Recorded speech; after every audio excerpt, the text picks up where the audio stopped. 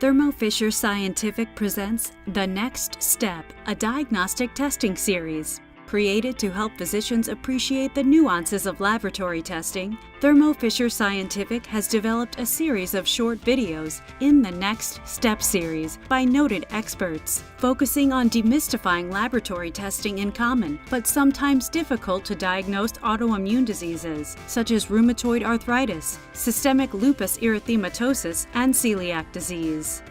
In this series, we will address 4 key questions when it comes to laboratory testing.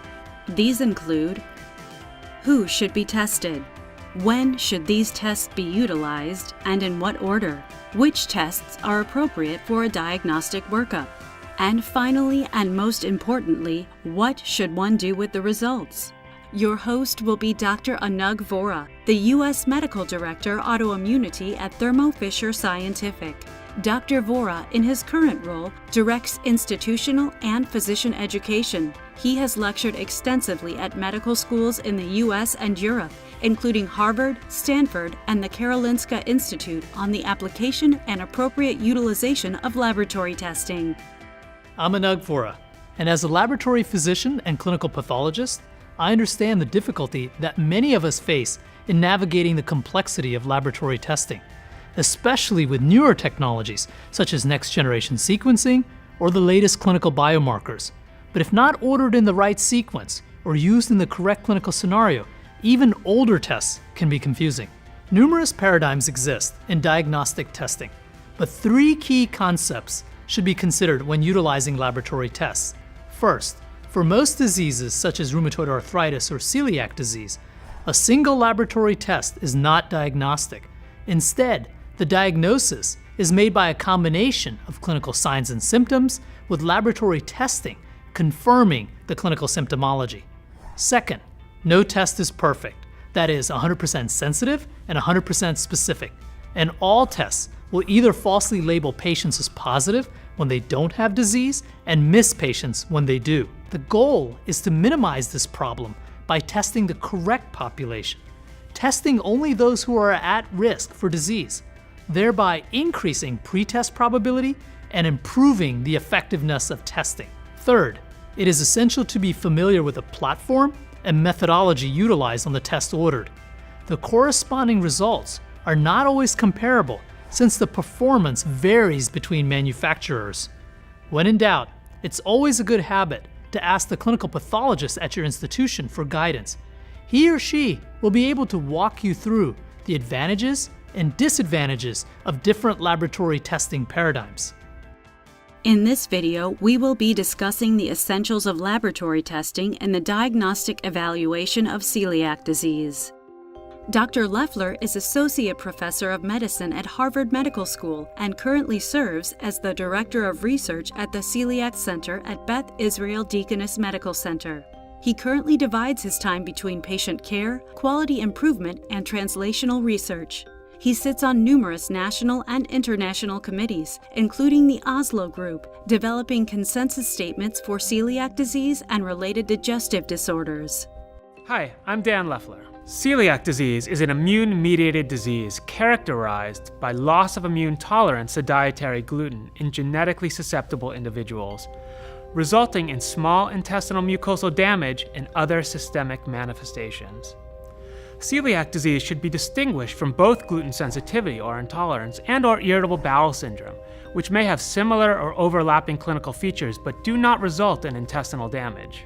Celiac disease affects approximately 1% of the world's population and is seen most commonly in the US from patients of European ancestry, but can be seen in patients of diverse ethnic backgrounds, including African Americans and patients from India.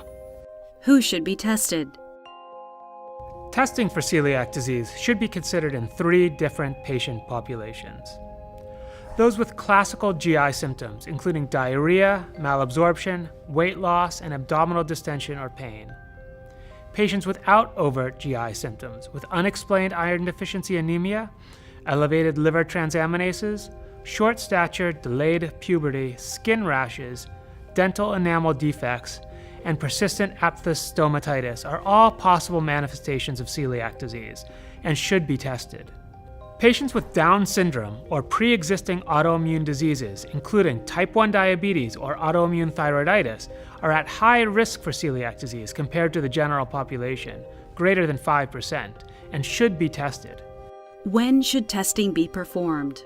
Testing for celiac disease should not be delayed if patients fit the criteria for the appropriate testing population, and can be initiated by the primary care provider, especially since many patients typically underreport symptoms or may not have classical symptoms. This is particularly important since 80% of patients in the US with celiac disease are not correctly diagnosed. Even when the correct diagnosis is established, the average duration of symptoms prior to that diagnosis has been approximately 11 years.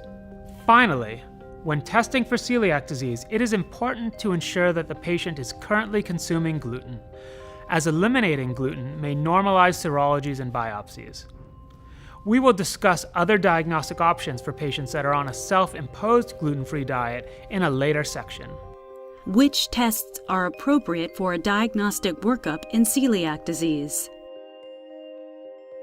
The diagnosis of celiac disease is established by a combination of clinical signs and symptoms, including direct and visual inspection of the duodenum via endoscopy, as well as serological testing and genetic testing in appropriate cases, and microscopic assessment for mucosal damage of endoscopic biopsies. In this video, we'll discuss the next steps in the laboratory testing of celiac disease.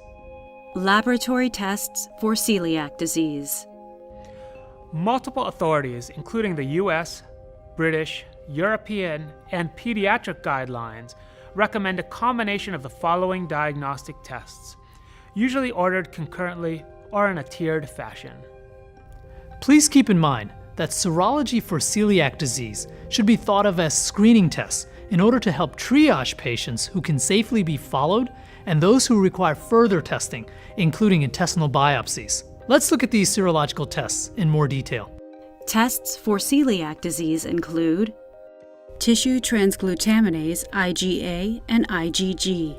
Tissue transglutaminase, or TTG, is a family of enzymes involved in protein cross-linking, preventing protein hydrolysis or degradation. However, in susceptible individuals, dietary gluten interacts with TTG, resulting in the production of anti-transglutaminase antibodies, including both IgA and IgG, through immunomodulation of B cells and direct T cell mediated damage to the intestinal mucosa. In the vast majority of cases, IgA antibodies against TTG is the single most useful biomarker for the diagnosis of celiac disease and has a sensitivity and specificity greater than 95 to 98%. However, an important, though often overlooked point for many physicians is recognizing that even small changes in test performance between different laboratory assays will have significant clinical consequences. For example, a relatively minor 3% decrease in specificity, 98 versus 95%, can lead to almost a threefold increase in unnecessary intestinal biopsies due to increased false positives. It is vital to understand the importance of both sensitivity and specificity when assessing a diagnostic test, rather than relying on either parameter in isolation. Increased accuracy with less false positives and negatives is only achieved by selecting the test with the best combination of sensitivity and specificity, thereby improving overall clinical outcomes. Additional tests include endomysial antibodies, complete blood count, liver function tests, EMA. Endomysial antibodies, or EMA, target the endomysium, or the connective tissue surrounding smooth muscle cells, historically tested in monkey esophagus and now more commonly in fetal umbilical tissue. The sensitivity of EMA in expert hands is similar to TTG. However, we do not recommend it as a first-line option since its use is operator-dependent, both for performance as well as interpretation. Additionally, the target antigen in EMA is identical to that of tissue transglutaminase test. Despite these limitations, EMA can still be useful given the right clinical circumstances. CBC and LFT. Other tests may show iron deficiency anemia or persistent elevation in serum aminotransferases, which may also help in ascertaining the correct etiology. Tests not recommended include Stool and salivary tests, along with over-the-counter tests for celiac disease, do not meet minimum requirements for diagnostic accuracy or precision. These tests show unreliable performance in clinical practice and therefore should not be utilized. Native anti-gliadin tests have a much lower accuracy than TTG and should also not be recommended. serological testing in order to avoid endoscopy. Endoscopic evaluation and biopsy may be avoided in certain situations based on the latest European guidelines in symptomatic pediatric patients who may be diagnosed with celiac disease utilizing serology and genetic testing alone. According to this algorithm, if the TTG is greater than 10 times the upper limit of normal, this is considered a high positive result. The patient will then reflex to EMA testing on a separate blood sample as a secondary measure of celiac disease. Finally, HLA testing is performed to confirm the presence of at-risk haplotypes. If all tests are positive, then the patient is diagnosed with celiac disease and commenced on a gluten-free diet. However, if the initial TTG is less than 10 times the upper limit of normal, then the usual progression leading to endoscopy and biopsy is initiated. Though this paradigm has been described in the European guidelines in pediatric patients, there is ongoing debate. In fact, guidelines from the British Society of Gastroenterology for adult patients state that duodenal biopsy should be retained as the mainstay in the diagnosis of adult celiac disease and cannot be replaced with serology. Special clinical situations that require second-tier testing. We've covered diagnostic testing for the majority of cases with potential celiac disease, but there are clinical situations which can be challenging for many physicians and require further guidance. Dan, for instance, what is your recommendation for testing patients that are already on a gluten-free diet or pediatric patients younger than 2 years of age? These are important factors to consider, especially since many patients are increasingly already on a gluten-free diet prior to testing. However, second-tier testing may aid in the correct diagnosis of these individuals, as well as younger patients or even patients with IgA deficiency. Let me explain further. Testing in symptomatic individuals on a gluten-free diet. The sensitivity for celiac disease detection is decreased in individuals who are not currently consuming dietary gluten. Symptomatic patients who do not wish or cannot tolerate eating gluten prior to testing should still be tested in the normal fashion for TTG-IgA, with the understanding that if the test is negative, celiac disease has not been ruled out. Secondary genetic testing may be performed to determine if the appropriate at-risk haplotypes, HLA-DQ2 and DQ8, are present in these patients. Though HLA testing is more expensive than serology, if negative, celiac disease is essentially ruled out for life and does not have to be repeated. However, if it is positive, then celiac disease is still under consideration, and a gluten challenge followed by endoscopy with biopsy should be considered. Testing in patients less than 2 years of age. Antibodies against deaminated gliadin peptides, or DGP, both for IgA and IgG, are recombinant synthetic gliadin peptides that mimic the modified gliadin sequence in TTG. DGP has been shown to be more diagnostically sensitive in patients less than 2 years of age compared with TTG, and should be ordered in parallel with TTG and total IgA in this population in order to increase diagnostic accuracy. Anagh, what about when there's discrepancy between clinical features versus serological testing, or between the serology and the biopsy results? Possible causes for positive clinical features but negative serology include There are several possibilities here. For example, the patient may not actually have celiac disease, and an alternative diagnosis should be considered, such as gluten sensitivity or food allergy. The patient may have IgA deficiency, and this possibility should be explored if not tested for previously. The patient may already be on a gluten-free diet, leading to a false negative serology. Dietary guidance on appropriate gluten ingestion may be necessary prior to retesting. Genetic testing may also be utilized, as described previously. Finally, it's important to remember a small percentage of celiac patients are seronegative at time of diagnosis.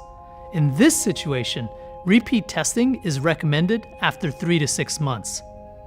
Possible causes for positive serology and negative small bowel biopsy include early-stage disease with normal or near-normal biopsy may only consist of mild increase in intraepithelial lymphocytes, or may represent other causes of microscopic enteritis. Review of the biopsy by a pathologist familiar with the diagnosis of celiac disease may help resolve serology biopsy discrepancies. Genetic testing may also be valuable in this situation to help determine the likelihood of celiac disease. Let's recap some of the important tests for the workup of celiac disease. Total IgA, tissue transglutaminase IgA and IgG. Additional tests to consider: endomysial antibodies, complete blood count, liver function tests, genetic testing for HLA subtypes DQ2 and DQ8, tests not recommended, stool and salivary tests, over-the-counter celiac tests. What should one do with the results?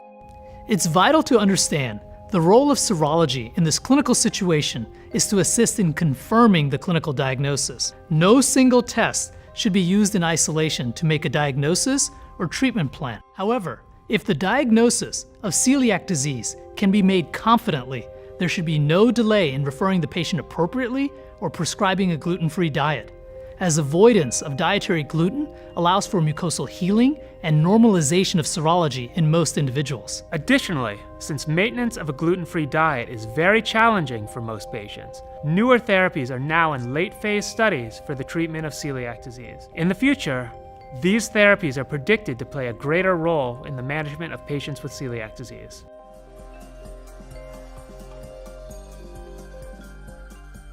Thank you for watching The Next Step, a diagnostic testing series. For more information or to watch additional videos, please visit our website at thermoscientific.com/Fadia.